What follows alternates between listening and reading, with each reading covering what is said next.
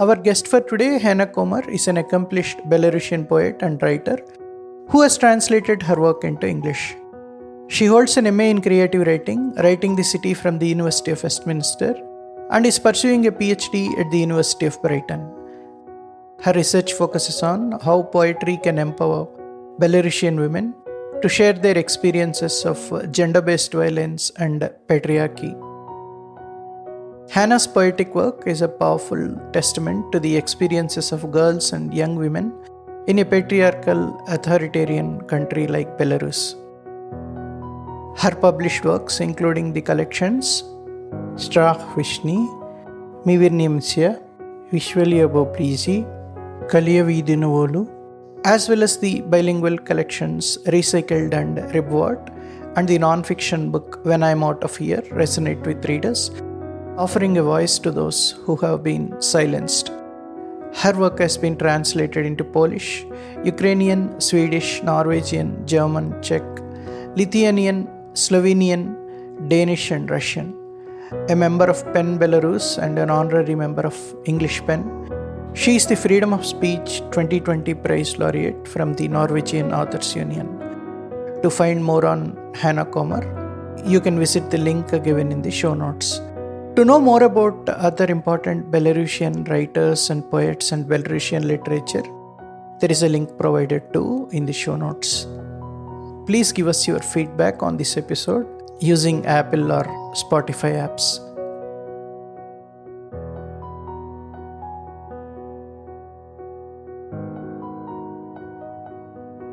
Good evening, Anna. Welcome to Harshniyam. Good evening to you and everyone listening to us.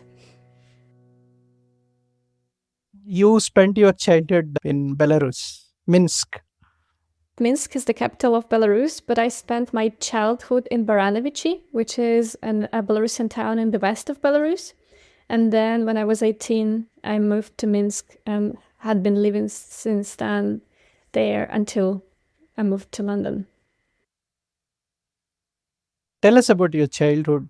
How was it? Any exposure to literature or reading books or anything of interest? Yeah, as most writers, I was reading a lot. I was reading everything I could get my hands on.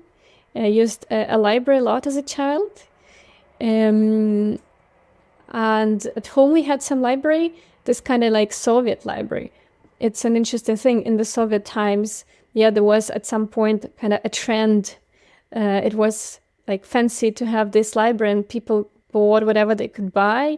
So in the post-Soviet flats where people still keep these books will most likely be the same. So I read whatever I could find, whatever looked appealing, mostly in Russian, sadly. Okay, sadly. I came to Minsk when I was 18 to study at the university, and I studied at Minsk State Linguistic University. So I studied English and German, and I'm a teacher of English and German by profession. And then obviously I stayed for another, maybe 13 or so years, because it's such a lovely place to live in with obviously more opportunities, as the capital often offers more opportunities than smaller towns. When did you realize that you could write poetry? I remember that moment, my first poem. I was 13. And I wrote a poem for a friend of mine. And I remember that moment of inspiration, creative inspiration, that I was walking home from school, from a busy day at school, and suddenly I felt like this wave coming up. And I literally rushed. I ran home to my flat, to my fourth floor, took out the pen and paper and started writing. I remember that moment, and I guess since then I've been writing. Then I was writing love poems, as again a lot of teenagers do, some sad poems to help you go through the dark times again, as children and teenagers often do. Can you recollect your first poem? I can't, no. I just remember it was for a friend. But I remember my first published poem when I was already in high school, and we had the local newspaper, and I brought a couple of my poems there, and they were again about love. And I remember the editorial office were so surprised that I was so young, but wrote those kind of quite sensual, in a way, romantic poems. You write in Belarusian, and again, you also self-translated into English. To begin with, tell us about Belarusian language. That's right. I started with Russian, but I switched to Belarusian. And the story is that in Belarus we have two state languages, Russian and Belarusian. But in reality, Russian is domineering, and Belarusian is somewhere on the edge. It's in our country, it's almost a minority language, you can say, which is very sad. So choosing to write, to speak in Belarusian is often a political act, is an act of resistance. It's a statement often, although it should not be like this, because language is a means of communication and it should be this way. But in our situation, unfortunately, we still have to protect it, and it's at risk, sadly. When I was 23, I think I consciously chose to write in Belarusian and slowly moved to speaking in Belarusian as much as I could, because I always loved it. But it's hard to speak any language. As you may know, it's the same with a foreign language. Unless you have some environment, some people to talk it with, it's quite hard. So the same with us. We grow up, most of us, in the Russian-speaking environment where everything is in Russian. In families, they mostly speak in Russian at schools, at universities, in public places. So it was only when I found the Belarusian-speaking community that I could switch to Belarusian. So you have literary journals and all which publish Belarusian prose or poetry, magazines, At the moment, when you were in Belarus. we had some literary magazines, yeah, and newspapers. Not many, but a few, and you could get published in them. Some of them were state-owned, others were independent. Yeah, and I got published in them several times. Belarus is an independent republic, right? It is. Yeah. Why there is preference for Russian language? It's a long history, centuries-long history. Please go ahead. First, we became part of the Russian Empire, and then we became part of the USSR. And obviously, each empire, and USSR is empire of its own, it was. And each empire wants to subdue the colonized nations, and obviously language and culture are those that you need to colonize the minds of the people. Yeah. So yeah, that happened with us. Sadly, it happened on the official levels that Russian was more favored than Belarusian. It was also done in the way that people started feeling ashamed of Belarusian, as if it was some lower language, as it was the language of peasantry, as if you were of lower status when you spoke Belarusian. So unfortunately, this kind of mindset had been seeded, and quite successfully, in our minds. But even when we became independent, then Lukashenko came to power in 1994, and slowly he changed, he introduced these policies. He introduced a referendum at which Belarusians voted to choose two state languages. How voting is done and how propaganda works. It's all quite tricky. So yeah, we ended up with these two state languages. And then obviously the one that has more resources, and Russian is supported in many ways also by Russia. And the influence of Russia is very strong. It has always been, and it is now. And it's just easier for people. People see Russian as more practical, as more useful.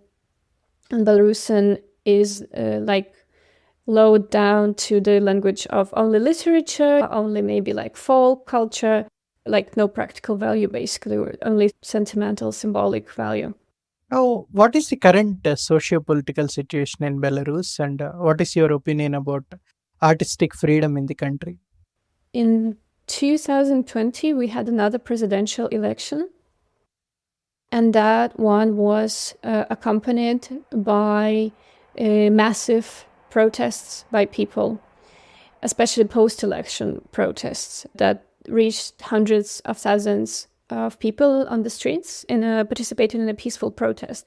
What did we protest against? We protested against the falsified election results because we could prove that Lukashenko didn't win 80% of votes or 82% of votes, as he claimed, because we had an alternative candidate, Svetlana Tikhanovskaya, and a massive campaign in her support as an alternative candidate, that she was supposed to run fair and open election if she had won. And we have evidence that she did win, or at least that Lukashenko didn't get the majority of votes. And our peaceful protest was met with such huge violence, police violence, when thousands of people were arrested and tortured in prisons. That caused even more people to take to the streets to then protest against this violence. So it was both our votes stolen and our voices stolen, and then all that immense violence that we're experiencing. And sadly, the repressions have not stopped since then. We didn't manage to overthrow Lukashenko, the dictator. And the repressions have been ongoing since then. Every day, dozens of Belarusians go through either interrogations or detentions or arrests or other forms of persecution. Literally every day. There are at least 1,500 officially political prisoners in Belarus. And that is more, and we are 9 million of population, slightly over 9. And that is more political prisoners than in a 40 million Russia. I know it's helpful for some people to compare those numbers. But actually there are thousands of political prisoners. We just really don't know about them all.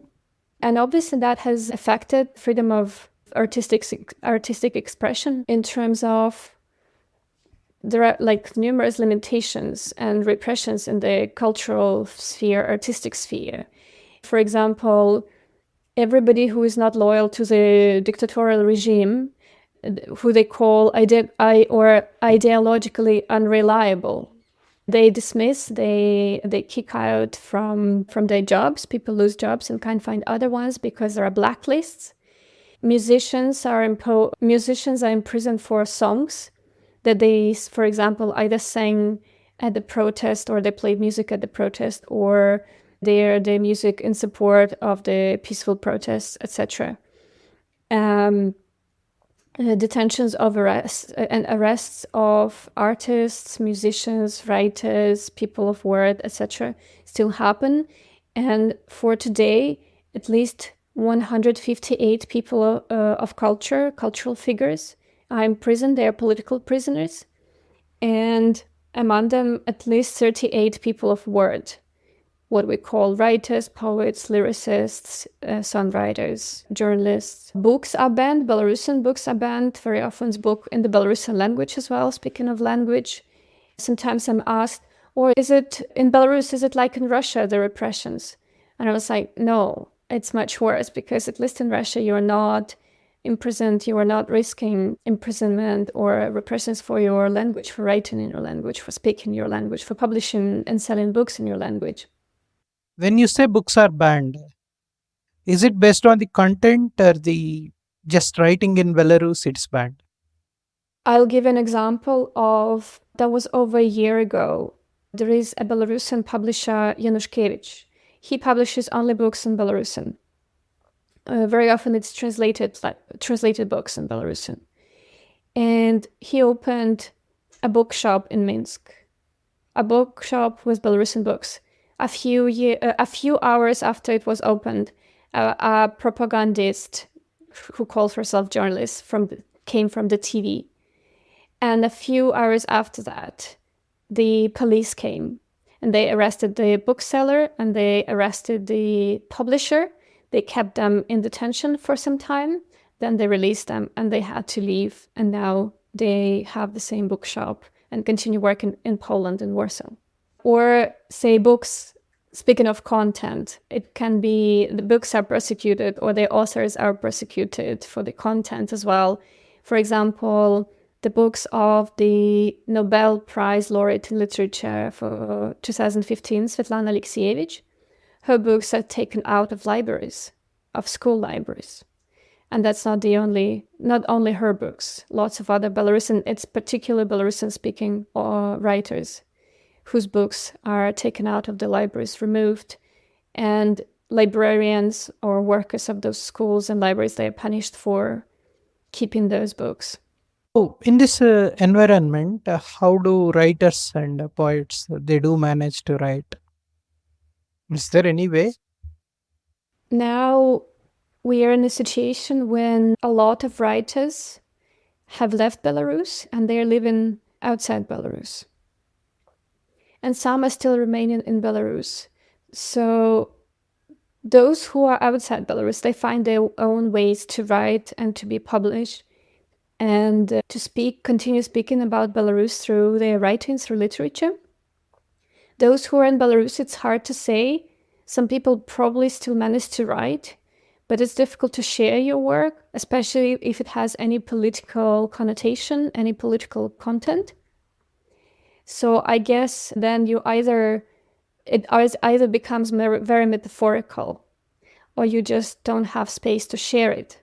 But even now in Belarus, and I'm very proud of those people who are doing this work, there is a independent poetry magazine online independent poetry magazine, Taubin, the only one really. And they publish poetry in Belarusian and sometimes in Russian, both regardless of where you are based, regardless of where you live. And this is an incredible space where people can share their work with others. Those are very valuable. Personally, you were subjected to oppression too. How did it change you as a poet, what you write about? I was arrested for 9 days in September 2020 in Minsk for a peaceful demonstration. And so I spent 9 days in prison with a lot of other women, because we were a lot of women arrested on that day. And it turned out very difficult to write during those days and even after that. Since then, it's become somehow very difficult for me to write. I was still trying to write because I thought I am going through this experience. It should make some sense. At least I can write about it. At least I can tell those stories. I've started since 2020 with all these collective events. I felt like I have to be documenting the collective experience through my poetry, through my writing. So I became a documentalist, if you wish, in a way. And I felt some of my personal experiences that mattered to me before, like romance, because poets often write about love and romance and relationship. So those things, they just stopped to matter for me. But I've been writing about the protest, I've been writing about the tortures, the prison experience, about the immigration, I live in Belarus, all those things. Okay. Is that the reason you came out and you moved to UK? Was that the reason? I came to the UK because I received Chevening Scholarship. It's the British scholarship that is given to leaders in their fields, so that they can come to the UK and do a master's for a year. And then you are supposed to go back to your home country and contribute the knowledge and experience that you gained in the UK to develop your field. So I received a scholarship in 21 and I came to study to London. I studied creative writing at the University of Westminster. Now, is writing a way of reconnecting? I almost feel like writing at the moment is my obligation. I feel like I have to tell the stories. There are some really important stories that need to be told. Maybe for us to reflect on who we are, to understand better who we are and what we've been going through. Because I think when you understand it better, then you can work with it. I think there is a lot of collective trauma. And that trauma is often connected with violence. And I'm speaking not just about police violence, which is very direct. I'm speaking of different kinds of violences, be it domestic violence or gender-based violence more broadly, or linguistic violence as well. and state violence. That collective experience needs I, as a writer, I believe I can process my own experience and that of people in my surroundings, and then by writing about it, I can reach other people. And by reading that, they may recognize themselves. They may find some questions or some answers that are necessary for them to understand themselves and their lives better. So it is a way to keep connected with the people, no matter where we are, since we are so just scattered around the world now. But I almost feel writing for me has become collective therapy. When it comes to self-translation, do you find anything particularly challenging? I actually quite enjoy the process of self-translation. I know some people find it more challenging, which I honestly don't understand why, because I have so much freedom with my own writing. Who knows it better than me? And who can understand me better than myself? So I love self-translating, but then I like work with an editor who's a native speaker, because obviously I'm not an English native speaker. So then I work with an editor, and it almost feels like it's when I translate and then I work with an editor, I get even deeper into my own writing, because especially poetry, sometimes we write something and it's coming from the subconscious. And we're not always even certain of why and what we said. But then translating, when I translated myself, I peel off the layers and then work with an editor who asks me questions, because they need to to make sure that every word is accurate in translation. So they start asking me questions. What did you mean here? What were you trying to say there? And that's like peeling off more and more layers. So I actually get to the gist of what I said. It's quite insightful, and it's very exciting. I started self-translating because I had a lot of friends who were not Belarusian speaking people. And I just wanted them to read my poems. And I started translating them into English just really to share with friends. And then it grew into an interest, or it grew into publications, basically. And I think it makes my life easier, because it's not that easy to find translators for your work. It's then you need to either know someone, or you need to find someone who will be interested, and everybody's busy. And we know there is no funding usually for that. Poetry is not very popular, and poetry in translation is even more challenging to find translators for and funding for, publishers for. Doing it myself just makes it easier. Have you translated your poetry into Russian? Why would I? By any particular reason? You could have. I had a friend who did translate my poetry into Russian in 2020. Vladimir Karkunov, he's a Russian poet and translator and publisher, and he translated a number of poets, Belarusian poets, into Russian, because he wanted to support us, and he wanted to share our message as well. Now, any interesting experiences with your translators? I don't have any anecdotes to tell. I just like working in collaboration with translators. It's such an interesting process. I recently had my poems translated into Greek. And that was it's just the process is exciting itself, because the translator did her part, and then she showed me the translations, and I used Google Translate to read them, her translations, to make sure that she understood everything correct. And then it becomes a little ping pong. Then you say, oh, I meant here. And she's, is this word suitable? And I say, no, maybe this is more suitable. But then it gets resolved, and there is such satisfaction from it. Now, you are part of PEN Belarus. Tell us about PEN Belarus, its activities. What does it exactly do? PEN Belarus is a human rights organization that basically works with cultural rights and particularly writers' rights. So it defends writers' rights as much as it can.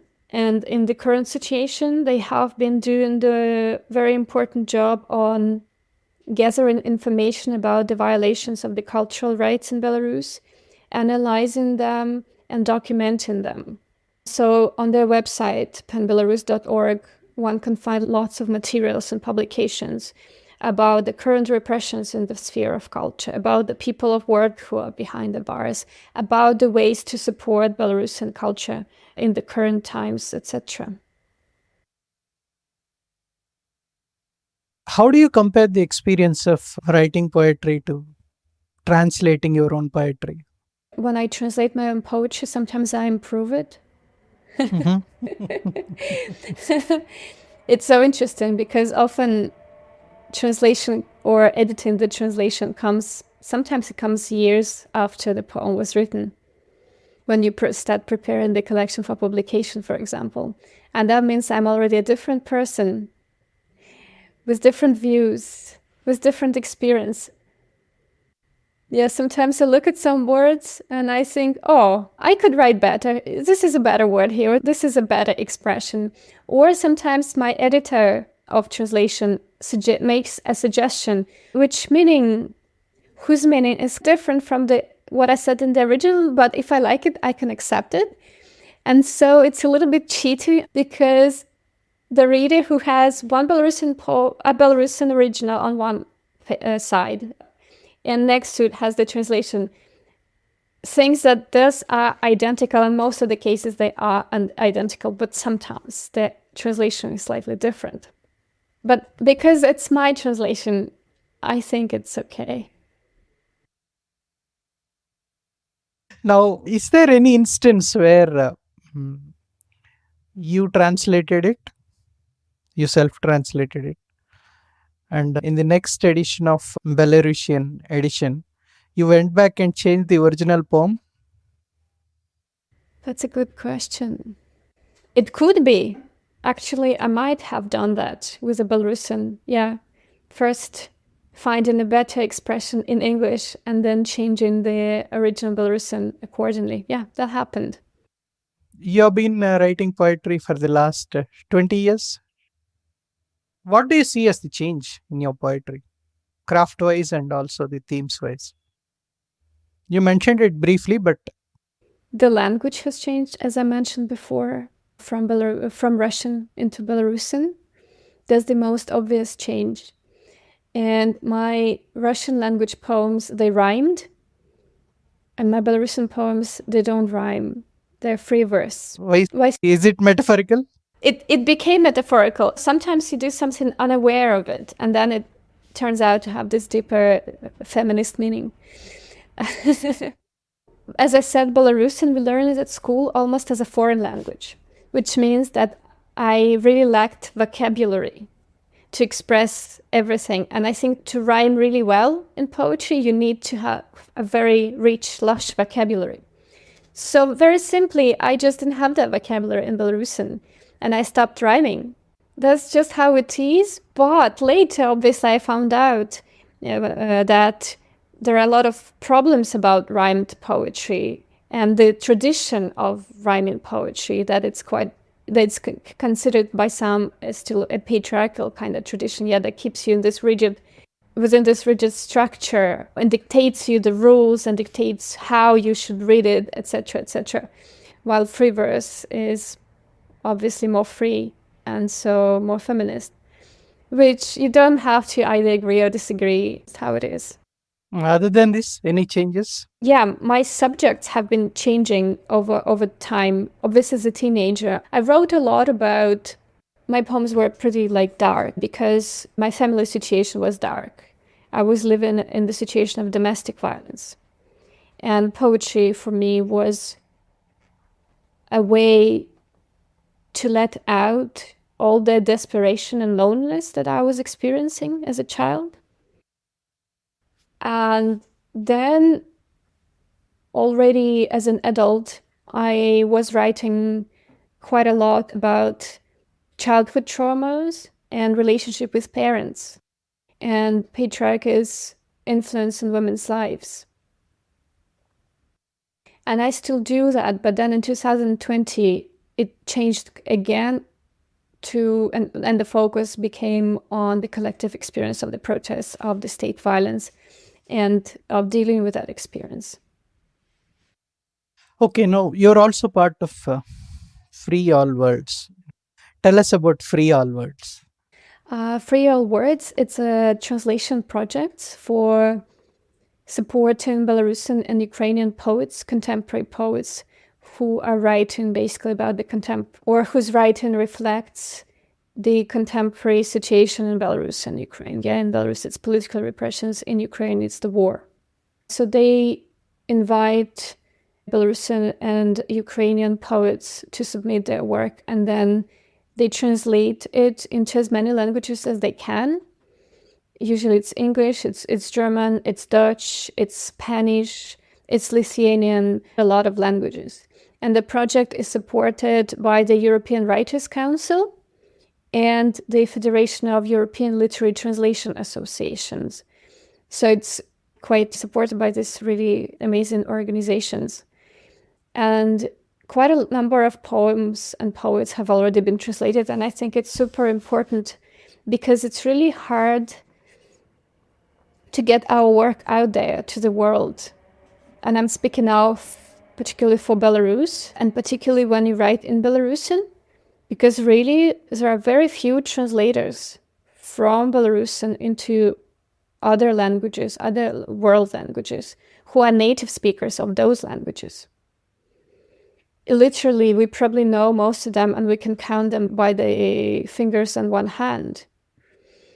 So I personally am one of the translators for the project, and the way out that we found was that I work in collaboration with an English poet and translator, John Farrington.